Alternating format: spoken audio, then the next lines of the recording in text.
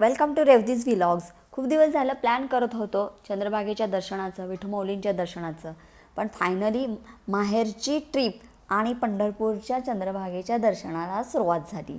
मी आणि माझी माहेरची फॅमिली एकत्र येऊन चंद्रभागा नदी काठी पोहोचलो आणि तिथून सुरू झाली खरी मज्जा. थंड पाण्यामध्ये घोटेस्नान करताना केलेली मस्ती, हशा आणि ते केअरफ्री मोमेंट्स अजूनही मनामध्ये फ्रेश आहेत. कधी पाण्यात खेळणं, कधी सेल्फीज लेणं किंवा कधी एकमेकांना चिडवणं, फॅमिलीसोबतचे हे छोटे छोटे मोमेंट्स खरंच प्राइजलेस असतात.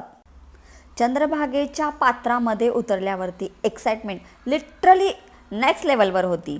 पाण्यात उतरतात सगळा स्ट्रेस गायब झाला होता आणि सुरू झाली फुल ऑन मज्जा. कधी पाण्याचे स्प्लॅश, कधी हसी मजाक, कधी random dance.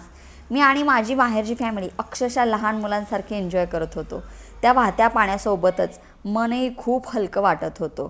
No tensions, no worries, फक्त हॅपीनेस, लाफ्टर आणि ब्युटिफुल मोमेंट्स. चंद्रभागेचं थंड पाणी, फॅमिलीसोबतची मस्ती आणि मनातली शांतता हा आनंद खरंच शब्दात सांगणं इम्पॉसिबल आहे. त्यानंतर निघालो आम्ही दत्त घाटावरून विठ्ठल दर्शनासाठी. तिथून निघालो.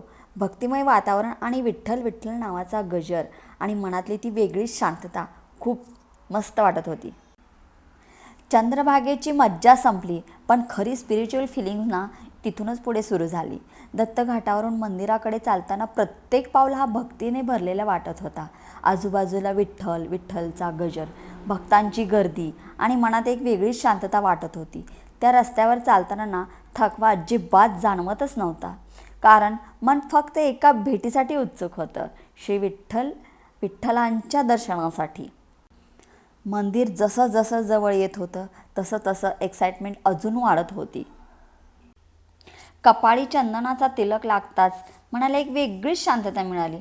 जणू विठ्ठलाच्या ब्लेसिंग्स कायम सोबत असल्याचं फील आलं आणि त्या चंदनाच्या सुगंधात भक्ती होती. मनात समाधान होतं आणि डोळ्यात फक्त विठ्ठलाचं रूप. ललाटाचा हा तिलक फक्त चंदन नव्हता, तर तो श्रद्धेचा, भक्तीचा आणि विठ्ठलाच्या प्रेमाचा तो स्पर्श होता. त्या क्षणी मन ना भक्तीमध्ये पूर्ण हरवून गेलं.